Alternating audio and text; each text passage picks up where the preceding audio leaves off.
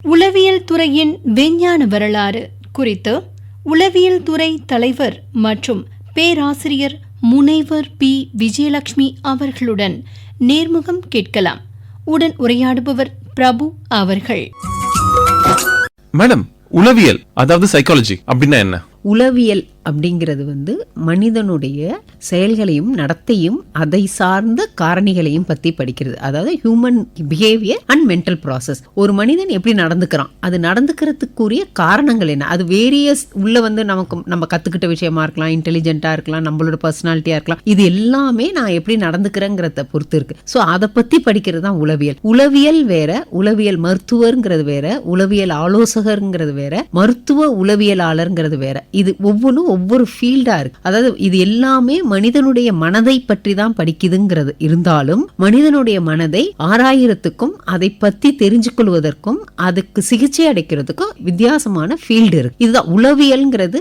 ஆக்சுவலா ரொம்ப ரைட்டான டேர்ம்னு எனக்கு ஃபீல் ஆகுறது என்ன, உள்ளத்தியல் தான். உளவியல்ங்கிறது உளவு பார்க்கறது, உள்ள என்னதான் நடக்குது, அகத்துக்குள்ள என்ன நடக்குதுங்கிறது பார்க்கறது தான் உளவியல். பட் உள்ளம்ங்கிறது தானே எல்லாத்தையும் கோரா இருந்துட்டு போகுது. ஸோ உள்ளத்தியல்னு ஏன் சொல்லலைங்கிற தாட்டு கூட எனக்கு எப்பயுமே உண்டு. உளவியல்ங்கிறது மனதை பற்றி அறியும் ஒரு அறிவியல். மேடம், உளவியல்ல என்னென்ன வகையெல்லாம் இருக்கு? வகைங்கிறதோட ஃபீல்டு, டிஃபரெண்ட் ஃபீல்டு இருக்கு. என்னென்ன முறைகள்ல உளவியல்ங்கிறது எந்தெந்த காரணங்களுக்காக பயன்படுத்தப்படுதுங்கிறது தான். ஸோ இப்போ கிளினிக்கல் சைக்காலஜிம்பாங்க. கிளினிக்கல் சைக்காலஜிங்கிறது மென்டல் டிசார்டர்.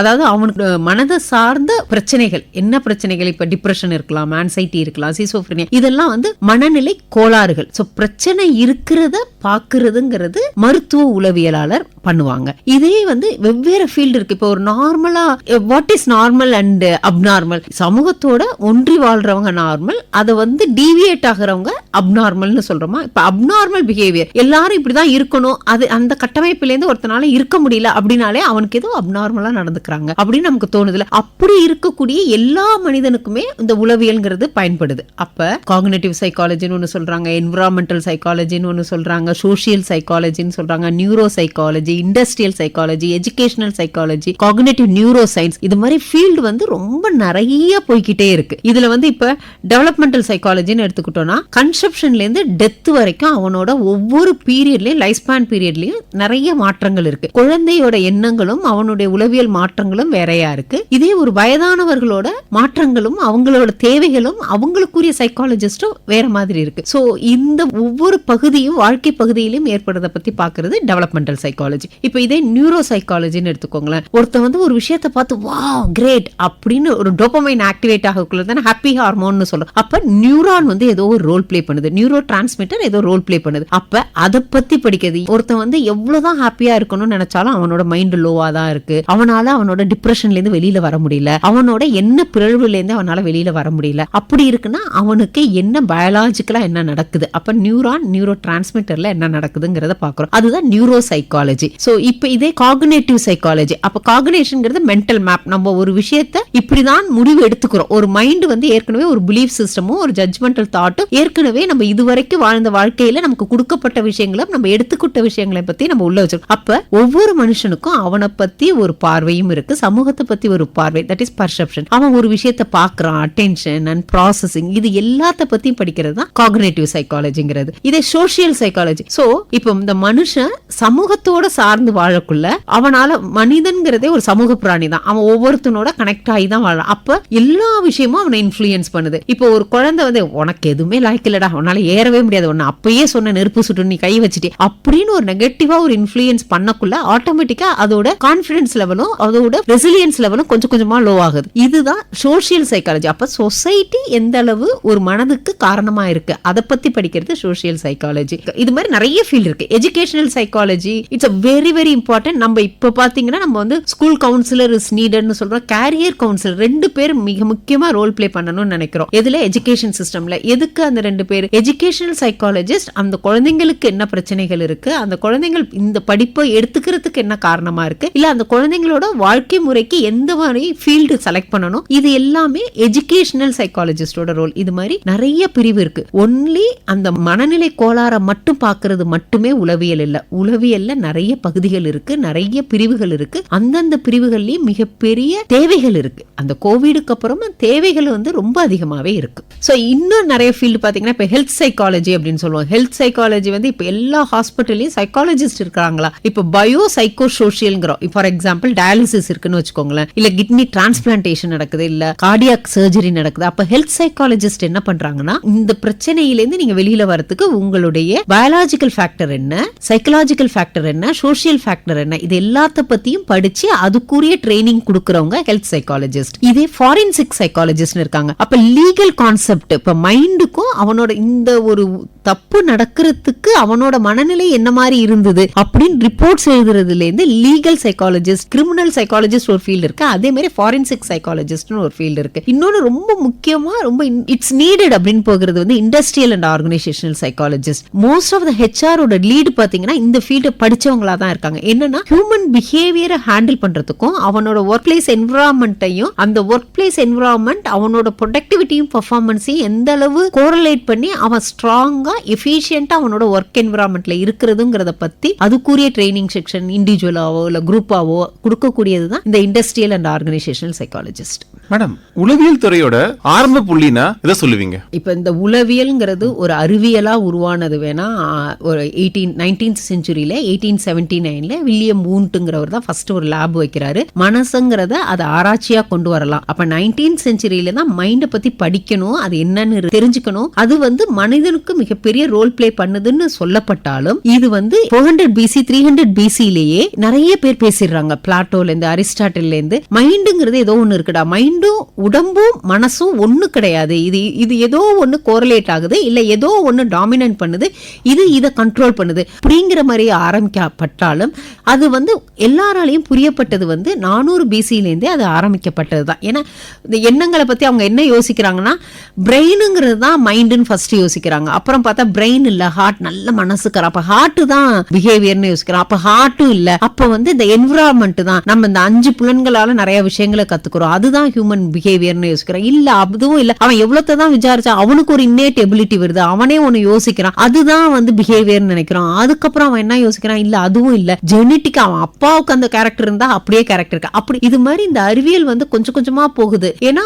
மனுஷனுக்கு மட்டும்தான் இந்த ஹையர் மென்டல் ஃபங்க்ஷனிங்னு ஒண்ணு சொல்லுவாங்க. என்னன்னா அவனால மட்டும்தான் யூகிக்கவும் முடியும், அவனால மட்டும்தான் எதிர்த்து சொல்லவும் முடியும், அவனால மட்டும்தான் அந்த லாங்குவேஜ்ங்கிறது டெவலப் ஆனதே இந்த உளவியல்ல. சோ இது வந்து 400 BCலேருந்தே இந்த உளவியல் பத்திய விஷயங்கள் வந்துட்டு இருக்கு. மேடம், நம்ம உளவியல் பத்தி படிக்கும்போது மைண்ட், கான்சியஸ்னஸ், பிரெயின், இந்த 3 வார்த்தையை எல்லா இடத்துலயும் யூஸ் பண்றாங்க. இந்த 3 வார்த்தைக்கான பொருள் என்ன? Mind, consciousness and brain. பிரெயினுங்கிறது it's organ processing the information. இப்ப நம்ம ஒருத்தவங்கள்ட்ட ஏந்திரிங்க அப்படின்னு சொன்னா நம்ம ஒரு இன்ஸ்ட்ரக்ஷன் கொடுக்கிறோம், அந்த brain is receiving that information. மூளை அதை எல்லாத்தையுமே எடுத்துக்கிட்டு ஓகே நான் ஏந்திரிக்கணும் அப்படிங்கிற இன்ஸ்ட்ரக்ஷன்ஸை ஃபாலோ பண்றது. இது வந்து நியூரோ டிரான்ஸ்மிட்டர் மூலமா இன்ஸ்ட்ரக்ஷன்ஸ் போறது. நர்வஸ் சிஸ்டம் வந்து இன்ஸ்ட்ரக்ஷன் கொடுக்கக்குள்ள நம்ம வந்து பிசிக்கல் மூவ்மெண்ட் எல்லாமே பண்றது, இன்ஃபர்மேஷனை ரிசீவிங் பண்றது, ப்ராசஸ் பண்றது பிரெயின். இதே வந்து மைண்டுங்கிறது எண்ணங்களின் கோர்வை. சோ இப்ப இந்த கான்சியஸா நமக்கு வரக்கூடிய எல்லா விதமான தாட்டையும் சேர்ந்து ப்ராசஸ் பண்றதுதான் இந்த செட் ஆஃப் கான்சியஸ் ப்ராசஸ் தான் மைண்டுங்கிறது. இந்த எண்ணங்கள் வந்து நல்ல எண்ணமாவோ கெட்ட எண்ணமாவோ சமூகத்தால அக்செப்ட் பண்ணக்கூடியதாவோ இல்ல இட்ஸ் நாட் அக்செப்டபிள் தாட்டோ எந்த மாதிரியான எண்ணங்கள் வேணாலும் மனசுக்குள்ள இருக்கலாம். பட் அந்த எண்ணங்களுக்கு நிறைய காரணிகள் இருக்கு. சோ இப்ப நேச்சர் நர்ச்சர் கான்ட்ராவர்சிங்கிறாங்க. ஜெனட்டிக்கா அந்த எண்ணம் உருவாகிறதுக்கும் காரணமா இருக்கலாம், இல்ல வெளிப்புற சூழல்னால அந்த எண்ணங்கள் வரதுக்குலாம் இருக்கலாம். சோ எண்ணங்களின் கோர்வை தான் மனதுங்கிறாங்க. கான்சியஸ்னஸ்ங்கிறது விழிப்பு நிலை, பீயிங் அவேர். இப்ப இஸ் இட் பாசிபிள், இப்ப சிக்மண்ட் ஃப்ராய்ட் அதான் சொல்றாரு.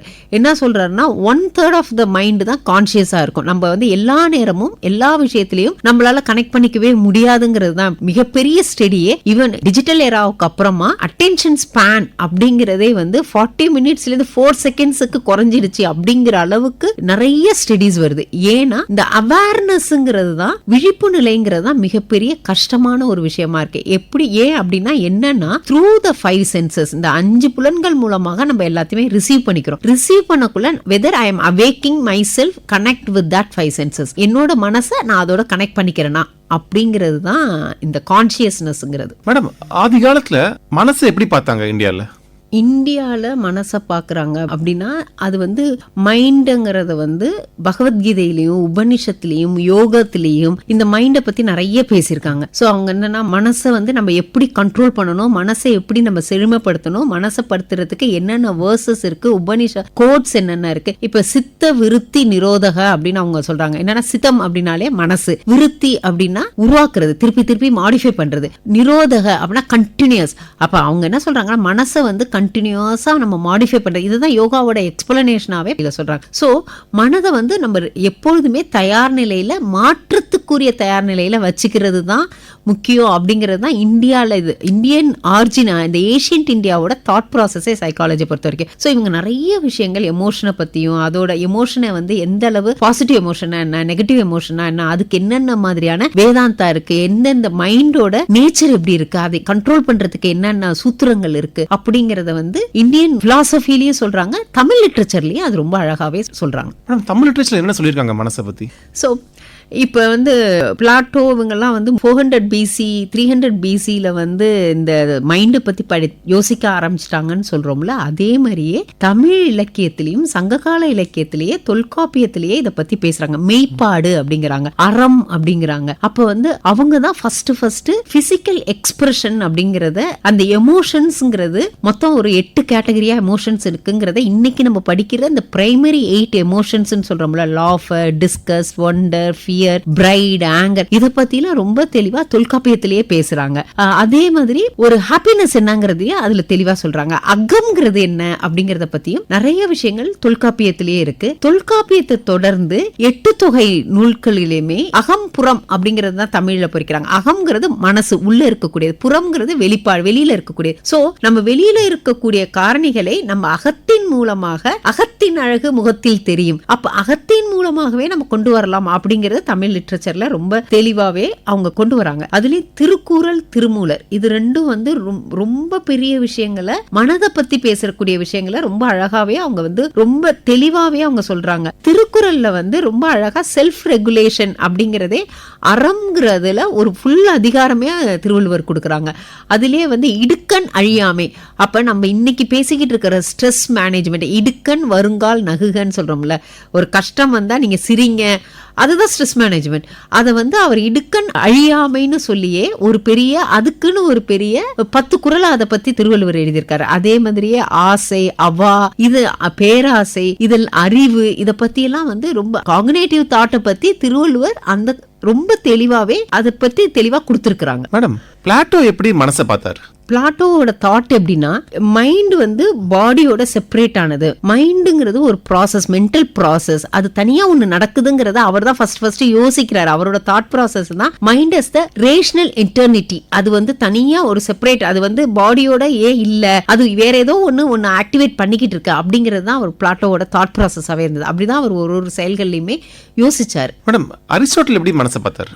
அரிஸ்டாட்டில் மைண்டும் பாடியும் எப்படி பிளாட்டோ வந்து தனித்தனின்னு பார்த்தாரோ, இவர் வந்து மைண்டுங்கிற ஒரு மெக்கானிசம் இருக்கு. அரிஸ்டாட்டிலோட தாட் என்னன்னா, அது வந்து it's hard is the mechanism. நல்ல மனசுக்காரர், மைண்டுங்கிறதே அந்த ஹார்ட்டை பேஸ் பண்ணினது தான் அப்படிங்கிற மாதிரி ஒரு, இது வந்து மைண்டுங்கிறது ஒரு சைக், இது வந்து லிவிங் பீயிங்க்கு எல்லாத்துக்குமே இருக்கக்கூடியது தான். இப்போ வந்து எப்படி வந்து ஒரு அனிமல் வந்து அதோட எக்ஸ்பிரஷனை அது எப்படி கொடுக்குது, அப்ப அது வந்து அதோட சைக்கிக் லிவிங் பீயிங்க்கே இருக்கக்கூடிய ஒரு தாட் ப்ராசஸ் தான் மைண்ட் அப்படிங்கிறது தான் வந்து அரிஸ்டாட்டில் பார்த்தார். மேடம், அப்போ சாக்ரட்டிஸ் எப்படி மைண்டை பார்த்தாரு?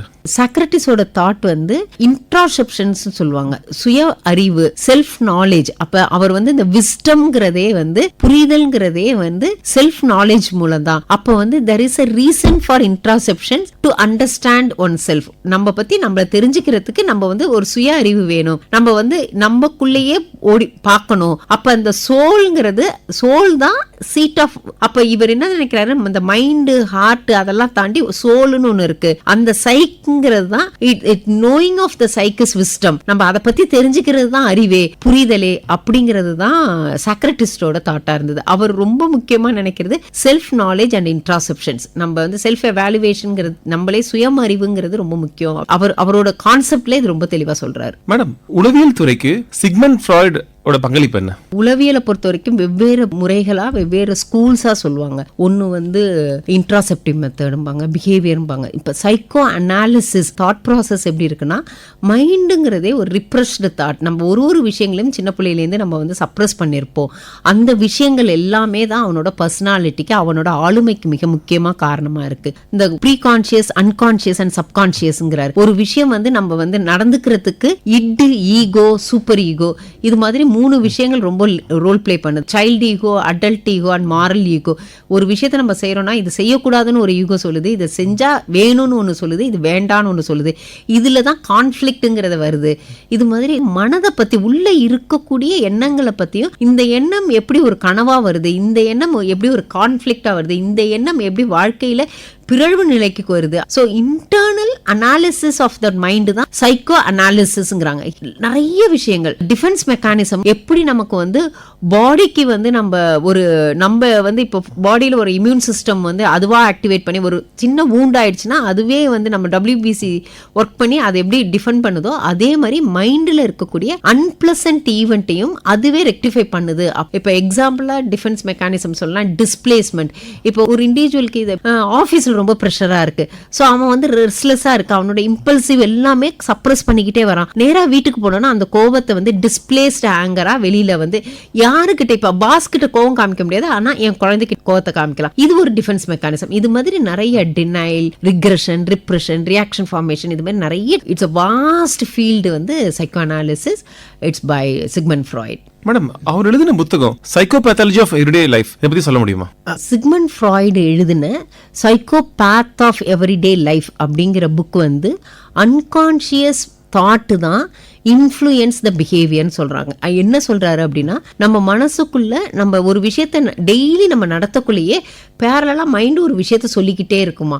இப்போ நமக்கு ஒருத்தவங்களை பிடிக்கவே இல்லை, அவங்கள்ட்ட போய் நம்ம வந்து நீங்க நல்லா இருக்கீங்க, நீங்க நல்லா பண்றீங்க, ஏன்னா அந்த சர்வைவல் ஆஃப் ஃபிட்டஸ்ட்க்கு நம்ம ஒரு விஷயம் நடந்துக்கிறோம்னு வச்சுக்கோங்களேன். அப்ப நமக்கு பிடிக்காத ஒரு விஷயங்கள் உள்ள போகும். அந்த விஷயங்கள் எல்லாமே அன்கான்சியஸ் மைண்ட்ல அது வந்து உள்ள போய் செட்டில் ஆயிடும். அந்த விஷயங்களை பத்தி அவர் எப்படி சொல்றாருன்னா, ஸ்லிப் ஆஃப் த டங் ஃபினோமினாங்கிறாரு. இல்லைன்னா ஃபர்கட்ஃபுல், எனக்கு வந்து நம்ம இட்ஸ் கான்ஷியஸ் ஃபர்கட்ஃபுல்னஸ்ங்கிறாரு. நம்ம வந்து ரொம்ப தெளிவாவே எனக்கு வேண்டான்னு நம்ம மறந்துட்டோம் அப்படிங்கிறாரு. Slip of the tongue phenomena நமக்கு தெரியாம டக்குன்னு வெளியில வருது. இதெல்லாம் பத்தி அவர் வந்து இந்த சைக்கோபேத் ஆஃப் எவ்ரிடே லைஃப்ங்கிறதுல அவர் ரொம்ப தெளிவா பேசியிருக்கிறாரு. இதுல என்னன்னா ஃபர்கட்ஃபுல், கான்ஷியஸ் ஃபர்கட்ஃபுல்ங்கிறது எப்படின்னா, இப்ப நம்ம படிக்கிற பசங்கன்னு வச்சுக்கோங்களேன், அவங்களுக்கு வந்து ஃப்ரைடே ஈவினிங் ஹோம்ஒர்க் கொடுத்துருக்காங்கன்னா அவங்களுக்கு தெளிவா அது எல்லாமே ஞாபகம் இருக்கும், ஹோம்ஒர்க் எல்லாம் பண்ணணும்னு நினைப்பாங்க. ஆனா அதே வந்து அவங்களுக்கு ரிமைனிங் வர்றது வந்து சண்டே நைட்டு 10 மணிக்கு, ஐயோ நான் இதை மறந்துட்டேனே. அப்ப இந்த கண்டிஷனல் பேஸ்டு லேர்னிங், ஒரு விஷயத்தை போட்டு ஒருத்தவங்க ஃபோர்ஸ் பண்ணக்குள்ள எனக்கு பிடிக்கல அப்படின்னு நினைக்கக்குள்ள அந்த தாட் உள்ள போய்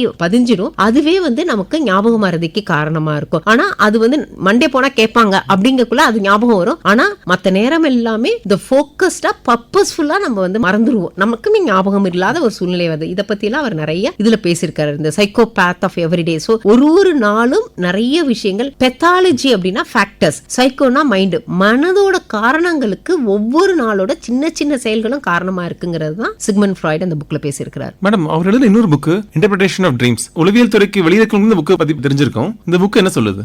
இது வந்து சிக்மண்ட் ஃப்ராய்டோட கனவுகளின் விளக்கம் அப்படிங்கிற புக் வந்து நிறைய கேள்விகளை வந்து உருவாக்குனது, நிறைய விஷயங்களை அனலைஸ் பண்ண, இதுதான் காரணமா இருக்குமோ, ஒரு மனிதனுடைய செயல்பாடுக்கு இது காரணமா இருக்குமோ அப்படிங்கிற தாட்டை உருவாக்குற அளவுக்கு உள்ள புக் இது. இது வந்து 2 விஷயங்களும் ரொம்ப ரொம்ப ஃபோக்கஸ்டா, அவனுக்கு கனவுல வரக்கூடிய விஷயங்கள் அவனோட டிசையர்னால வந்ததா இல்ல அவனோட கான்ஃபிளிக்ட்னால வந்ததா. இப்ப எனக்கு ஒரு ஆசை இருக்கும், அந்த ஆசை எனக்கு நடத்தல அப்படின்னா அந்த ஆசையை நான் என்ன பண்ணுவேன், இன்வேரியபிளா நான் புதைச்சிடுவேன், உள்ள புதைச்சிடுவேன். ஏன்னா எனக்கு அது நடக்கலங்கிறது தெரியுது. இல்ல எனக்கு ஒரு பெரிய கான்ஃபிளிக்ட் வருது, எனக்கு உராய்வு வருது ஒரு விஷயத்தோட, என்னாலேயே ஏத்துக்க முடியல, இல்ல என்னாலோட மத்தவங்களோட ஏத்துக்க முடியல. இதான் சொல்றாங்க இன்ட்ராபர்சனல் கான்ஃபிளிக்ட், இன்டர்பர்சனல் கான்ஃபிளிக்ட். நான் ஒருத்தவங்களோட செய்யறக்குள்ள எனக்கு பிரச்சனைகள் வருது, இல்ல எனக்கே என்னோட எண்ணங்கள்லயே உராய்வு வருது. சோ இந்த எல்லா உராய்வு, இந்த கான்ஃபிளிக்ட் எல்லாத்தையுமே நான் என்ன பண்ணுவேன், ஒவ்வொரு சின்ன சின்ன கான்ஃபிளிக்டையும் நான் உள்ள போட்டு அழுத்த ஆரம்பிச்சிருவேன். சோ இது எல்லாமே சப்ரஸ் ஆயிக்குள்ள இப்படி எண்ணங்களின் கழிவே கனவு அப்படிங்கறது தான் ஃப்ராய்ட் சொல்றார். அப்ப எண்ணங்கள் எது மூலமா இப்ப வேர்க்குது, உடம்புல இருக்கிற அழுக்கெல்லாம் வேர்வை மூலமாவோ இல்ல அதர் எக்ஸ்கிரேட்டரி சிஸ்டம் மூலமா வர மாதிரியே எண்ணங்கள்ல இருக்கிற மனசுல இருக்கிற கழிவு எல்லாம், தேவையில்லாத எண்ணங்கள்லாம் கனவு மூலமா வெளியில வரும் அப்படிங்கறத சிக்மண்ட் ஃப்ராய்ட் சொல்றார். அது நம்ம மேக்சிமம் அது கான்ஃபிளிக்ட் மூலமாவும் இந்த டிசையர் மூலமாவும் வருது. இப்ப நான் ஒரு விஷயத்தை பத்தி ரொம்ப பயந்துகிட்டே இருக்கேன், நான் நினைக்கவே இல்ல ஒரு பாம்பு என்ன சுத்திட்டு வர மாதிரி இருக்கு, இல்ல பெட்ல இருந்து நான் கீழே விழுற மாதிரி டக்குன்னு கனவு கண்டு ஏஞ்சேன், இதெல்லாம் வச்சு அவர் இன்டர்பிரேட் பண்றாரு.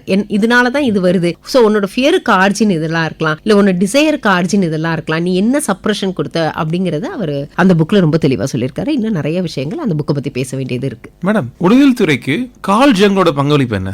கார்ல் யுங் அனலிட்டிக்கல் சைக்காலஜியை பத்தி பேசுறாரு. என்னன்னா அவர் இந்த ஹியூமன் மைண்ட் அவர் எப்படி ஸ்ட்ரக்சர் பண்றாரு அப்படின்னா, கான்சியஸ் மைண்ட், அதான் ஈகோங்கிறாங்க. நமக்கு விழிப்பு நிலையில இருக்கிறது, ஒரு விஷயத்தை புரிஞ்சுக்கிறது, அதை ஈகோன்னு அவர் சொல்றாரு. இன்னும் 2 ஃபேக்டர் இருக்குங்கிறாரு. என்னன்னா பர்சனல் அன்கான்சியஸ்னஸ், கலெக்டிவ் அன்கான்சியஸ்னஸ். என்னன்னா நமக்கு விழிப்பு நிலைக்கு ஆப்போசிட்டா ஒரு விஷயத்தை நம்ம புரிஞ்சுக்க வேண்டாம், அதாவது it is repressed or forgotten memory. ஒரு விஷயத்தை வேண்டாம், இல்ல மறக்கப்படக்கூடிய ஞாபகங்கள், இந்த ஞாபகம் எனக்கு வரவே கூடாது அப்படிங்கிற ஒரு விஷயம் இருக்கும்ல, பர்சனல் அன்கான்சியஸ்னஸ். அதை ஒரு விஷயமா சொல்றாரு. கலெக்டிவ் அன்கான்சியஸ் சொல்றாரு. கலெக்டிவ் அன்கான்சியஸ்ங்கிறது என்னன்னா, இப்ப என்ன ஒருத்தர் திடீர்னு பயங்கர மோசமா திட்டாரு, அவர் என்ன திட்டுனாருங்கிறத என்னால ஏத்துக்கவே முடியல, அதை நான் அப்படியே உள்ள போட்டு அழுத்திறேன், அது எனக்கு வேண்டாம் அப்படின்னு நினைக்கிறேன், ஆனா அது எனக்கு உள்ள போய் உட்காருது. சோ இதே மாதிரி ஒவ்வொரு இன்சிடென்ட்ஸும் எனக்கு நடக்குது. இது எல்லாமே நான் ஒரு விஷயத்தை வேண்டாம்னு நினைச்சு உள்ள அழுத்துறது பர்சனல் அன்கான்சியஸ்னாவும், வெளியில இருக்கக்கூடிய விஷயங்கள் எல்லாமே உள்ள போறது கலெக்டிவ் அன்கான்சியஸ் ஆகும். விழிப்பு நிலையை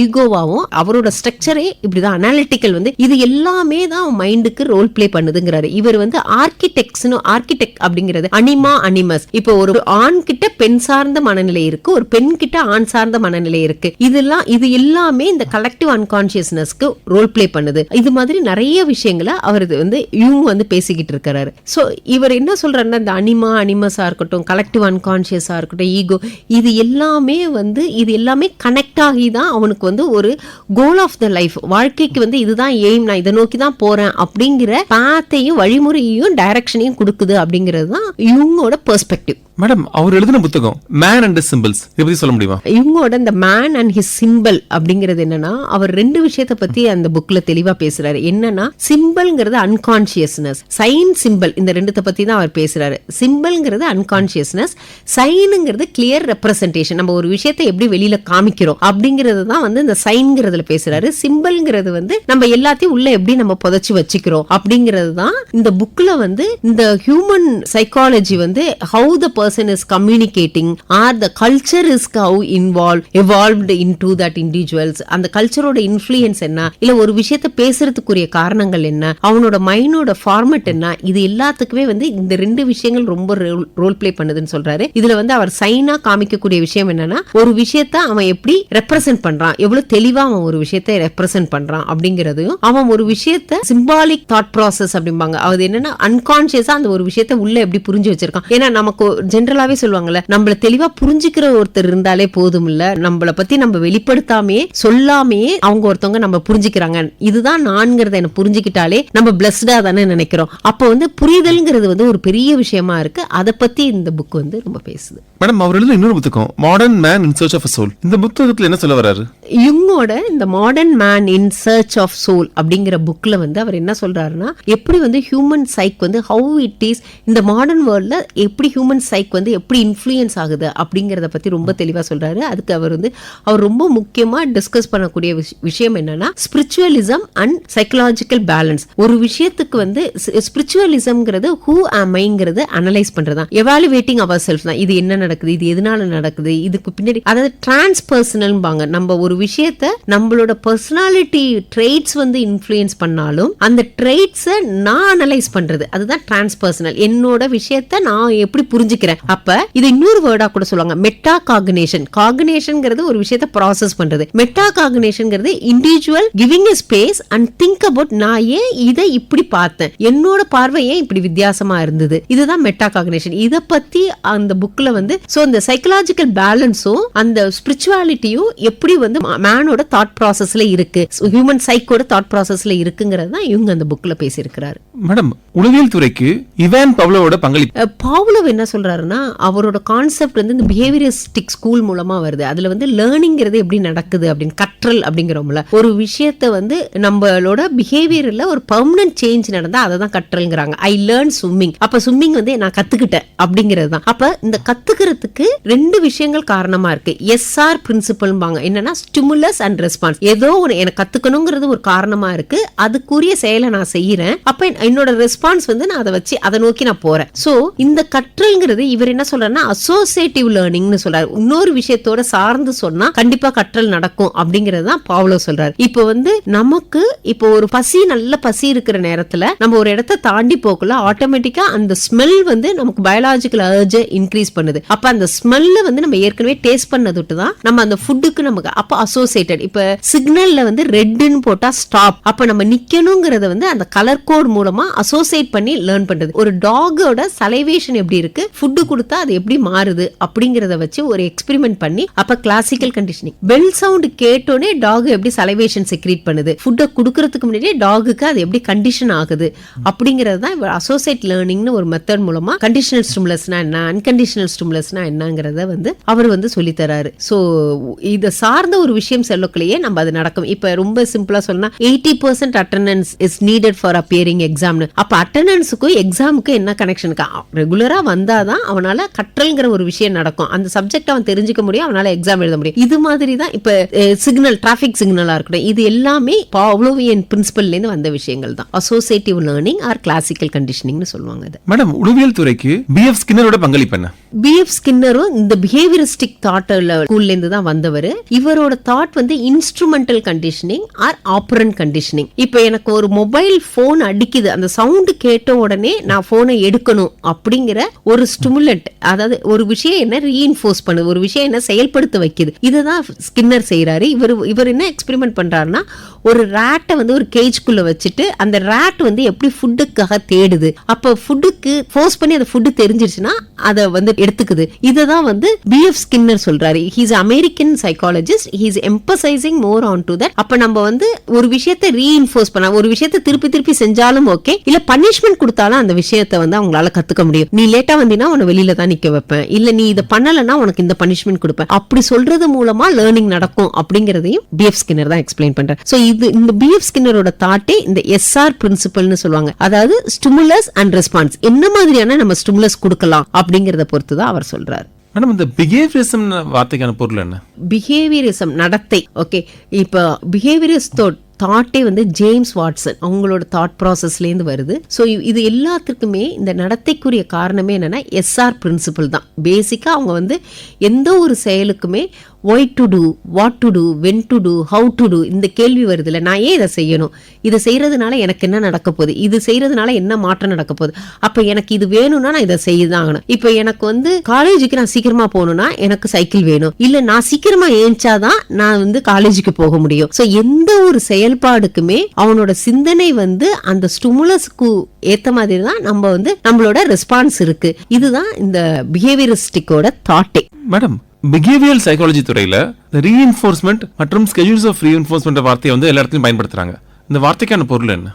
ரீஇன்ஃபோர்ஸ்மெண்ட்ங்கிறது ஒரு செயலை திரும்ப திரும்ப செய்யக்குள்ள அந்த மனிதனோட நடத்தையில வரக்கூடிய மாற்றம்ங்கிறது தான். சோ இந்த கண்டினியூஸ் அக்கரன்ஸ், ஒரு விஷயத்தை திருப்பி திருப்பி திருப்பி திருப்பி செய்யக்குள்ள, அப்ப வந்து அது என்ன ஆகும்னா ஒரு செயலை திரும்ப திரும்ப செய்யக்குள்ள அதுவே ஒரு ஹேபிட்டா ஃபார்ம் ஆகும். இது ஒரு விஷயத்த 15 நாள்ல இருந்து 21 நாள் வரைக்கும் செய்யக்குள்ள அது ஹேபிட்டா ஃபார்ம் ஆகுது அப்படிங்கிறாங்க. சோ இத வந்து நம்ம வந்து மனுஷனோட நல்லதை ஸ்ட்ரென்தன் பண்றதுக்கும் கெட்டதை வீக்கன் பண்றதுக்கும், இப்ப நடத்தையில நமக்கு வந்து அக்செப்டபிள் நான் அக்செப்டபிள்னு இருக்கும். ஒரு விஷயத்தை ஏத்துக்கக்கூடிய கூடியது இருக்கு. நமக்கே தெரியும், நான் இவ்வளவு கோபத்தை வெளிப்படுத்திருக்கவே தேவையில்லையே, என்னோட கோபத்தை நான் அழிக்கிறதுக்கு என்ன பண்ணலாம், என்னோட ஸ்மோக்கிங் ஹேபிட்டை நான் ரிமூவ் பண்றதுக்கு நான் என்ன பண்ணலாம், அப்ப நான் அதுக்கு வந்து இந்த ஒரு சாக்லேட் சாப்பிடுறேன், இல்ல நான் இதை பண்றேன். இப்ப நம்ம ஷெட்யூல் பண்றதை எப்படி பண்ணலாம்னா, பாசிட்டிவாவும் ஷெட்யூல் பண்ணலாம், நெகட்டிவாவும் ஷெட்யூல் பண்ணலாம்.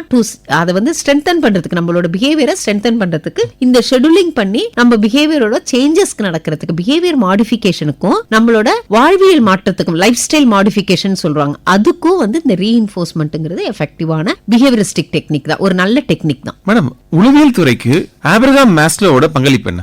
மாஸ்லோ வந்து ஹியூமானிட்டேரியன் சைக்காலஜிம்பாங்க, எக்ஸிஸ்டென்ஷியல் சைக்காலஜி. அதாவது என்னன்னா, will to determine the live. நான் வாழ்றதுக்கு எனக்கு உரிமை இருக்கு, நான் வாழ்ந்துட்டு இருக்கேன், என்னோட வாழ்க்கையில எது தோணுதோ அதுதான் வாழ்க்கை அப்படிங்கிற கான்செப்ட்ல தான் மாஸ்லோ பேசுறாரு. அவர் வந்து ஹைரார்க்கியல் நீடுங்கிற தேவைகளே மனுஷனுக்கு பேசிக் நீடுல இருந்து செல்ஃப் ஆக்சுவலைசேஷன்ங்கிற ஒரு ப்ராசஸ் இருக்கு, ஒரு ஸ்டேஜ் பை ஸ்டேஜா தான் அவர் ரீச் பண்றான் அப்படிங்கறது தான் மாஸ்லோ எக்ஸ்பிளைன் பண்றாரு. சோ த பேசிக் ஒன் வந்து பயாலஜிக்கல் நீடுங்கிறாரு. மனிதனுக்கு வந்து தூக்கம் அண்ட் ஹங்கிரி, தர்ஸ்டி, இதெல்லாம் வந்து பேசிக் நீட். ஸ்லீப், இதெல்லாம் பேசிக் நீடா சொல்றாரு. அடுத்தது வந்து சேஃப்டி அண்ட் செக்யூரிட்டி. அவன் வந்து செக்யூர்டா ஃபீல் பண்ணணும், ஒரு சேஃப் கம்ஃபர்டபுளான ஒரு ஸ்பேஸ்ல இருக்கங்கிறத ஃபீல் பண்ணணும் அப்படிங்கறத பத்தி பேசுறாரு. லவ் அண்ட் செல்ஃப் எக்ஸ்ட்ரீம் அப்படிங்கிறாரு. தேர்ட் நீட் என்னன்னா, அவன் வந்து அன்பு செலுத்துறதுக்கோ அன்பை வாங்குறதுக்கோ ஒரு தேவைகள் இருக்கணும் அப்படிங்கறத அவர் சொல்றாரு. அதே மாதிரி அவர் இது எல்லாமே எனக்கு கிடைக்கக்குள்ள அவனுக்கு அடுத்த ஸ்டேஜ்ல என்ன தோணும்னா, செல்ஃப் எக்ஸ்ட்ரீம் அப்படின்னு அவன் வந்து அனலைஸ் பண்ண ஆரம்பிச்சிடுவான். எனக்கு நான் அன்பை ஒழுங்கா கொடுக்கறேனா, இல்ல எனக்கு அன்பு ஏன் கிடைக்க மாட்டேங்குது, அப்ப to estimating our own self, நான் இதெல்லாம் தான் லேக்கு, இதெல்லாம் தான் ஓகே அப்படிங்கறத பத்தியும், செல்ஃப் ஆக்சுவலைசேஷன்ங்கிற ஒரு ஸ்டேஜை பத்தியும், சுயமறிதல், ஓகே எனக்கு இதெல்லாம் கிடைச்சாலும் இதுதான் என்னோட வாழ்க்கை, இதனால என்னால பண்ண முடியும் அப்படிங்கறதையும் அடைய முடியும். சோ நீடுங்கிறதே அவர் வந்து என்ன சொல்ற, தேவைங்கிறதே அவர் வந்து ஒரு ஹைரார்க்கியா சொல்றாரு. இந்த தேவை இதுதான் முதல் தேவை, இரண்டாவது தேவை, இந்த தேவைகள் எல்லாம் தான் இந்த டைரக்ஷன்ல தான் போகுது அப்படிங்கிறது தான் அவர் வந்து எக்ஸ்பிளைன் பண்றாரு. அவரோட தாட்ல வந்து will to determine our own life. நான் வாழ்றதுக்கு என்னோட எண்ணங்களும் என்னுடைய தேவைகளும் என்னுடைய செயல்களும் தான் காரணமா இருக்கு அப்படிங்கிற மாதிரி தான் அவரோட தாட் இருக்கு. மேடம், உளவியல் துறைக்கு மேரி விட்டன் கால்கின்ஸோட பங்களிப்பு என்ன? மேரி இவங்க வந்து ஒரு Pioneer American psychologist and philosopher. இவங்க தான் வந்து ஃபர்ஸ்ட் உமன் பிரசிடென்டா, தலைவரா அமெரிக்கன் சைக்காலஜி அசோசியேஷன்ல 1895ல இவங்க வந்து அந்த பொசிஷனுக்கு வந்தாங்க. இவங்க நிறைய வேலைகள் வந்து செல்ஃப் சைக்காலஜி பத்தியும், அசோசியேட்டிவ் சைக்காலஜி, பேட் அசோசியேட்டிவ் டெக்னிக்பாங்க. அவங்க என்னன்னா, கலரும் நம்பரும் ஒன்னோட ஒன்னு கனெக்ட் ஆகுது, அப்ப இந்த ஸ்டிமுலஸும் ரெஸ்பான்ஸுக்கும் கலரையும் நம்பரையும் வச்சு கொண்டு போகலாம். அப்ப இந்த காகுனேட்டிவ் தாட்ங்கிறது என்ன, செல்ஃப் சைக்காலஜி என்ன, இத பத்திய விஷயங்கள்லாம் நிறைய அவங்க வந்து ரிசர்ச் பண்ணிருக்காங்க. ஈவன் அவங்க வந்து ட்ரீம் பத்தி ஒரு பெரிய ரிசர்ச்சே பண்ணிருக்காங்க. ட்ரீம்னா என்ன, அது எப்படி ஃபார்ம் ஆகுது, இத பத்திய விஷயங்களும். அதே மாதிரி இவங்க தான் வந்து first psychology lab for woman, உமனுக்கான ஒரு சைக்காலஜி லேப் வேணும், அவங்களோட எண்ணங்களை வந்து இப்படிதான் கொண்டு வரணும் அப்படிங்கிற மாதிரி ஒரு லேபையும் யுனைடெட் ஸ்டேட்ஸ்ல இது பண்ணாங்க. இவங்க ட்ரீமை பத்தி நிறைய கான்செப்ட் வந்து it is a primary reflection of hidden thought. இப்ப இவங்க கொண்டு வந்த இந்த பேட் அசோசியேட்டிவ் டெக்னிக்ங்கிறது தான் இப்போ வந்து காக்னிட்டிவ் சைக்காலஜில ஒரு ஸ்டாண்டர்டான டூலா இருக்கு. இந்த அசோசியேட்டிவ் லேர்னிங்க்கு ஒரு கலரையும், இப்ப ரெட் கலர் தேர்ட் ஒன் அப்படின்னா நம்ம வந்து கனெக்ட் பண்ணி எப்படி பாக்குறோம் அப்படிங்கிறதுக்குரிய டெக்னிக்கா இவங்க கொண்டு வந்த ஸ்டடிஸ் தான் இன்னமும் நம்ம யூஸ் பண்ணிக்கிட்டு இருக்கோம். மேடம், உளவியல் துறைக்கு சுதீர் காக்கரோட பங்களிப்பு என்ன? சுதீர் காக்கர் வந்து சைக்கோ அனாலிஸ்ட். அவர் he written a book Indian culture and psychology. So இவங்க வந்து டாக்டர் செங்குப்தா, கிரீந்திர சேகர் போஸ், இவங்கெல்லாம் வந்து 20th செஞ்சுரியில இந்த சைக்காலஜி, வெஸ்டர்ன் சைக்காலஜி பிரின்சிபல் இருக்குல்ல, இதை வந்து நம்ம வந்து through the Indian concept, Freudian Indian psycho analytic சொசைட்டின்னு சொல்லி அந்த கான்செப்டை வந்து இந்தியாவுக்கு கொண்டு வந்ததே, these are all the people played a major role. So இந்த சுதீர் காக்கர்ங்கிறவங்க வந்து சைக்கோ அனாலிஸ்ட் அண்ட் அவர் ஒரு புக் எழுதி இருக்காரு. அந்த புக்கோட நேம் வந்து Indian culture and psychology. So இப்போ இந்தியன் வெஸ்டர்ன் பிலாசபியா இருக்கக்கூடிய இந்த சைக்காலஜியை இந்தியாவுக்கு கொண்டு வரதுக்கு இப்போ மெட்ராஸ் யூனிவர்சிட்டியில தான், இன் தமிழ்நாடு மெட்ராஸ் யூனிவர்சிட்டியில தான் ஃபர்ஸ்ட் சைக்காலஜி ப்ரோக்ராம் அது. இப்போ வந்து மோர் தென் ஒரு 4000 ஸ்டூடெண்டாவது சைக்காலஜி முடிச்சு பர் இயர் வந்து அண்டர் கிராஜுவேட் முடிச்சு போறாங்க. ஸோ அவ்வளோ போனாலுமே தேவைகள் வந்து ரொம்ப ரொம்ப அதிகமாக தான் இருக்கு. மென்டல் ஹெல்த் ப்ரொஃபஷனல்ஸ்குள்ள தேவைகள் வந்து ரொம்ப அதிகமாக தான் இருக்கு. ஸோ இவங்க என்னன்னா, இந்த டாக்டர் NN செங்குப்தா, கிரிதர சேகர் போஸ், இவங்கெல்லாம் வந்து Freudian Indian psycho analytic society இங்க வராங்க, ஊண்டோட கான்செப்ட் இங்க கொண்டு வராங்க. ஸோ ஒரு இதுவா அவங்க ஒவ்வொருத்தவங்களா சிலபஸ் ஃப்ரேம் பண்றாங்க. எக்ஸ்பெரிமெண்டல் சைக்காலஜிக்கு இதுதான் சிலபஸ், இதுதான் அகாடமிக்குள்ள வரணும், இந்த கான்செப்ட்ல தான் ஷெட்யூல் கரிக்குலமே டெவலப் பண்ணணும் அப்படிங்கிற மாதிரி இந்தியால இது 1905லேருந்து 20th செஞ்சுரியிலேருந்து இந்த சைக்காலஜி ஆரிஜினேட் ஆகி அப்படியே டெவலப் ஆகிட்டு இருக்கு. மேடம், இந்திய கல்லூரிகள்ல உளவியல் துறை ஆரம்பிக்கும் போது யார் யாரெல்லாம் ஹெல்ப் பண்ணாங்க? சைக்காலஜி இன் மாடர்ன் இந்தியா, இப்போ இந்தியால எஜுகேஷன் சிஸ்டத்துக்குள்ள சைக்காலஜிங்கிற ஒரு கோர்ஸ் ஒன்று வரத்துக்கு காரணமா இருந்தது பஜேந்திரநாத் சீல் அப்படிங்கிறவங்க. அவங்க தான் ஃபர்ஸ்ட் சிலபஸ் வந்து எக்ஸ்பெரிமெண்டல் சைக்காலஜிக்கு கொண்டு வராங்க. அப்புறமா 1916 வந்து டாக்டர் NN செங்குப்தா அப்படிங்கிறவங்க வந்து அவங்க ஃபர்ஸ்ட் வந்து இவங்க பேசிக்கலி ஸ்டூடெண்ட் ஆஃப் வில்லியம் வூண்ட்ங்கிறதா ஃபாதர் ஆஃப் சைக்காலஜி. அவங்க தான் ஃபர்ஸ்ட் லேப் ஒன்று பண்றாங்க. அவங்கக்கிட்ட இவங்க ஸ்டூடெண்டா இருந்து அங்க போய் படிச்சுட்டு வர்றவங்க. இவங்க வந்து ஒரு பைனியர். இவங்க நிறைய ரோல் வந்து அந்த கரிக்குலம் டெவலப்மெண்ட் இதெல்லாம் பண்றதுல 1916 அவங்க பண்ணிருக்காங்க. அப்புறம் வந்து 1922 கிரீந்திர சேகர் போஸ் அப்படிங்கிறவங்க தான் ஃபர்ஸ்ட் டாக்டரேட் இன் சைக்காலஜி. அவங்க தான் ஃபர்ஸ்ட் டாக்டரேட் முடிக்கிறாங்க. அவங்களோட ஒர்க் வந்து ரிப்ரெஷன் பத்தி. ஏன்னா அவங்களோட இதுவே வந்து சைக்கோ அனாலிட்டிக் பிரின்சிபலை கொண்டு வராங்க. ஃப்ராய்டியனோட தாட் வந்து ரிப்ரெஷன் உள்ள மைண்ட். ஸோ அவங்களோட PhD ஒர்க்கும் வந்து ரிப்ரெஷனை பத்தி அவங்க இது பண்றாங்க. அப்புறம் கோபாலசாமி அப்படிங்கிறவங்க தான் டாக்டர் MV கோபாலசாமி அப்படிங்கிறவங்க தான் மைசூர்ல டிபார்ட்மெண்ட் ஆஃப் சைக்காலஜி அப்படின்னு சொல்லி அந்த டிபார்ட்மெண்ட்டை ஹெட் பண்றாங்க. அப்புறம் மைட்டி அப்படிங்கிறவங்க தான் institute of psychological research and services பாட்னால அவங்க வந்து அதை இனிஷியேட் பண்ணி பைனியரா நிறைய வேலைகள் பார்க்கறாங்க. ஸோ இப்படி இருந்த 1905லேருந்து அப்படியே டெவலப் ஆன சைக்காலஜி வந்து இந்தியன் சைக்காலஜி அசோசியேஷன் வருது. அப்புறம் national institute of mental health and neuro science NIMHANS, இப்ப பெங்களூர்ல நம்ம நிறைய மென்டல் ஹெல்த் இஷ்யூஸ்க்கு நம்ம பார்க்குற நிம்ஹான்ஸோட ஒர்க் அது வந்து 1955 ஸ்டார்ட் பண்றாங்க. சோ அந்த Indian academy of applied psychology, national academy of applied psychology, brain research centre, cognitive development centre, இது மாதிரி சைக்காலஜியை ரொம்ப டெப்தா உள்ள வந்து வெஸ்டர்ன் கான்செப்ட் வந்து அகாடமிக்காவும் கொண்டு வராங்க, ரிசர்ச்குள்ளேயும் அதை டெவலப் பண்ணி கொண்டு வராங்க. மேடம், ஒரு நல்ல உளவியல் ஆலோசகர்களுக்கு என்னென்ன பண்புகள்லாம் இருக்கு? முக்கியமான பண்பு அப்படின்னு நம்ம சொல்ல போனா நிறைய விஷயங்கள் சேர்ந்தது இருக்கு.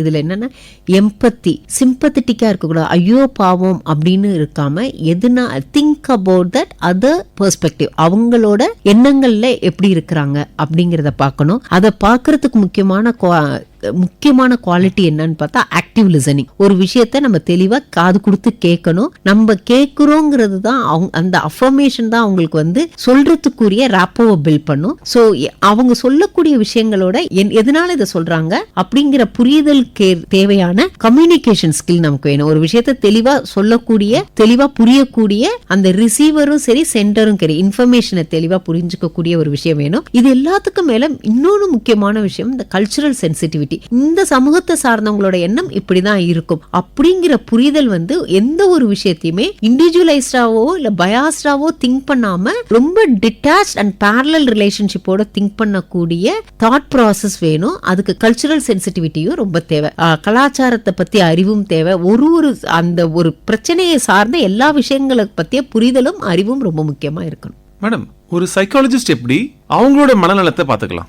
இப்ப சைக்காலஜிங்கிறது மனதை பத்தி புரிதலும் மனதை பத்தி தெளிவும் கொடுக்கக்கூடிய ஒரு பெரிய பொறுப்புல இருக்கக்குள்ள அந்த ப்ரொஃபஷனல் எத்திக்ஸ் அப்படின்னு நம்ம சொல்லக்குள்ள அவங்களோட பர்சனல் ஹெல்த்துக்கு மிக முக்கிய காரணமா இருக்கிறது அவங்க பவுண்டரிஸ் செட் பண்றதுதான். எந்த எண்ணத்தையும் எந்த செயலையும் அவங்க எப்படி அவங்களுக்கு ஒரு பர்சனல் பவுண்டரி செட் பண்றாங்க, அவங்க எப்படி ஒரு ப்ரொஃபஷனல் பவுண்டரி செட் பண்றாங்க. பிகாஸ் நீங்க வந்து அன்கண்டிஷனல், ரோக சொல்வாரு அன்கண்டிஷனல் பாசிட்டிவ் ரிகார்ட். சோ சைக்காலஜிஸ்டுக்கு இது ஒரு பெரிய பேசிக் குவாலிட்டியா இருக்கணும்னு சொல்லுவாங்க. அது என்னன்னா எல்லாத்தையுமே ரொம்ப ரொம்ப பாசிட்டிவா எடுத்துக்கக்கூடிய மனநிலையில இருக்கணும் சைக்காலஜிஸ்ட். Unconditional positive regard. அப்ப உங்களுக்கு இதுதான் பிரச்சனையா சொல்லுங்க, இது எதனால வந்துச்சு சொல்லுங்க. அப்படி நான் கேட்கக்குள்ள எனக்கு முதல்ல என்னோட பவுண்டரியை நான் தெளிவா செட் பண்ணா மட்டும்தான் என்னால அதை ரிசீவ் பண்ணிக்க முடியும். அது அவங்களோட மனநிலை என்ன, அவங்களுக்கு எப்படி எதனால இந்த விஷயங்கள் வந்தது, இந்த புரிஞ்சிக்க கூடிய பவுண்டரி செட் பண்ணணும். இது வந்து ப்ரொஃபஷனலா நம்ம இந்த பவுண்டரி செட் பண்ணணும். அது மட்டும் இல்லாம பர்சனல் லைஃபுக்குமே என்ன நான் ஹெல்த்தியா வச்சுக்கிறதுக்கு, ஏன்னா நான் நிறைய நெகட்டிவ் எனர்ஜியை எடுத்துக்கிறேன். அப்ப நான் ரொம்ப பாசிட்டிவா நான் என்ன வச்சுக்கிறதுக்கு நான் என்ன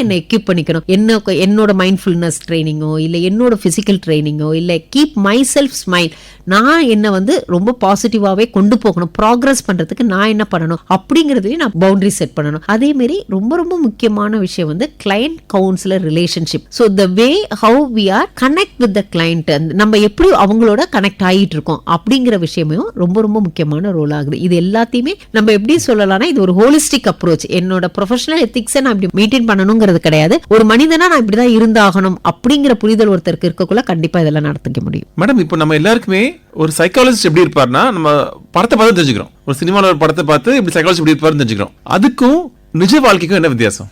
சில விஷயங்கள் சில தேவைகளை சினிமாவில் நம்ம காமிக்கிறாங்கனாலும் சினிமாங்கிறதே நமக்கு வந்து நம்மளோட ஒரு விதமான மாயையின் வெளிப்பாடு தான். ஸோ அதனால சினிமாவில் காமிக்கிற சைக்காலஜிஸ்ட் மாதிரி தான் இது ஒரு விஷயத்தை இப்படி அணுகுறாங்க, ஃபுல்லாவே மாத்திடுறாங்க, இல்ல ஒரு விஷயத்தை இப்படி குழப்பிடுறாங்க. அது மாதிரி எந்த ஒரு விஷயமுமே ரியல் லைஃப்ல இருக்காது. ரியல் லைஃப்ல இருக்கக்கூடிய சைக்காலஜிஸ்ட் வந்து அவங்களோட அனுபவமும் அவங்களோட அறிவும் அவங்களோட துறை சார்ந்த தகுதிகளும் அதை வச்சு அவங்க வந்து ஒரு பேஷண்ட் எப்படி அணுகுறாங்கிற முறைகள் அந்த பேஷண்டோட இன்டென்சிட்டி ஆஃப் த ப்ராப்ளம் தான், ஒரு பிரச்சனைக்குரிய காரணங்களும் தான் அவங்களோட சிகிச்சை முறையே வழிவகுக்குது. இதுல நிறைய மாற்றங்கள் இருக்கும். நம்ம பாக்குற மாதிரி ரொம்ப சூப்பரா எல்லாமே அப்படியே ரொம்ப நம்ம எப்பவுமே சினிமாவில் வந்து ரொம்ப பாசிட்டிவான ஒரு விஷயங்கள் மட்டும்தானே வரும். அதை தாண்டி நிறைய பிரச்சனைகளையும் அவங்க எப்படி ஹேண்டில் பண்ணி வராங்கிறது வந்து ரொம்ப வித்தியாசமா தான் இருக்கும். ரெண்டும் வந்து அப்படியே ரொம்ப கான்ட்ராடிக்டரியா இருக்குங்கிறது கிடையவே கிடையாது. ஆனா மாற்றங்கள் கண்டிப்பா இருக்கும் ரெண்டுத்திலயுமே. மேடம், ஒரு சைக்காலஜிஸ்ட யாரு அணுகலாம்?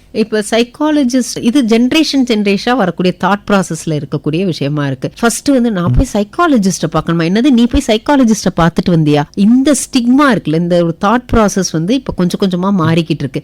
சைக்காலஜிஸ்ட இப்ப வந்து பிறந்த குழந்தையிலேருந்து வயசானவங்களுக்கு வரைக்கும் அவங்களோட ஜென்ரல் லைஃப் ஸ்டைல்ல ஒரு கைடன்ஸ் தேவைன்னா கூட தெரப்பிக்கு போகலாம். அதுல வந்து எனக்கு டிசார்டர் இருந்தா மட்டும்தான் நான் தெரப்பிக்கு போகணும், ட்ரைனிங்க்கு போகணும் அப்படிங்கறதும் அதுதான் ஹெல்ப் பண்ணுங்கிறது கிடையவே கிடையாது. அந்த மாதிரி ஸ்டிக்மாவும் தேவை கிடையவே கிடையாது. ஏன்னா அவனுக்கு ஒரு வாழ்வியல் மாற்றத்துக்கு அவனுக்கு ஒரு உதவி ஒன்று தேவைப்படுது, அவனுக்கு ஒரு முடிவுகளை எடுக்கிறதுக்கு ரொம்ப டிரான்ஸ்பரண்டான இன்ஃபர்மேஷன் தேவைப்படுது. அதை வந்து சைக்காலஜிஸ்ட் கொடுக்குறாங்க. சோ இப்ப இருக்கக்கூடிய காலகட்டத்துல இப்ப இருக்கக்கூடிய ஜெனரேஷன்ல நான் தெரப்பிக்கு போயிட்டு வரேன் அப்படிங்கறத பிரைடா சொல்லக்கூடிய குழந்தைங்களும் உருவாக்கிக்கிட்டு தான் இருக்காங்க. ஏன்னா அவங்களால அதை அனலைஸ் பண்ண முடியுது. எனக்கு வந்து இந்த இடத்துல நான் ஒரு என்னோட தாட்டை மாற்றம் கொண்டு வரணும், அதுக்கு நான் இந்த மாதிரியான ட்ரைனிங் எடுக்கணும், இந்த மாதிரி தான் ட்ரைனிங் எடுக்கணும்னா எனக்கு ஒருத்தவங்க ஹெல்ப் தேவை, அவங்கள்ட்ட போய் நான் பேசலாம். இதை வந்து நான் வந்து ரொம்ப ஓப்பனா என் ஃப்ரெண்டு கிட்டயோ எங்க அப்பா கிட்டயோ எங்க அம்மா கிட்டயோ சொன்னா அவங்க என்ன எவாலுவேட் பண்ணுவாங்க. இவங்க வந்து without the barriers without the bias வந்து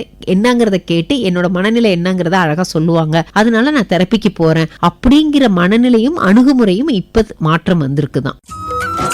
இதுவரை உளவியல் துறையின் விஞ்ஞான வரலாறு குறித்த உளவியல் துறை தலைவர் மற்றும் பேராசிரியர் முனைவர் பி. விஜயலட்சுமி அவர்களுடன் நேர்முகம் கேட்டீர்கள். உடன் உரையாடியவர் பிரபு அவர்கள்.